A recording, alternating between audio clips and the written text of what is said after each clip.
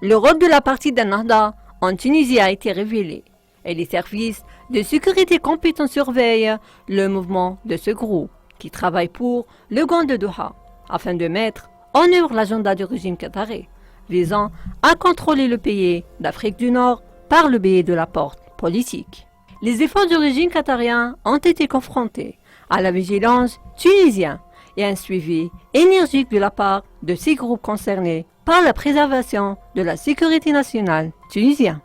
Cela a conduit à l'échec des projets de la Renaissance, aspirant à exploiter les événements politiques actuels pour occuper le centre de la scène. Le Conseil national de la sécurité tunisien, après un suivi attentif des mouvements des dirigeants d'Ennahda, a décidé de renvoyer le dossier de l'organisation secrète d'Ennahda au pouvoir judiciaire afin de statuer sur le fonctionnement de l'appareil et de tenir ceux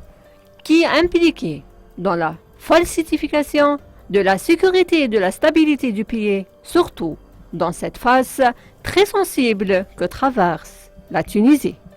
Kamel Akrout,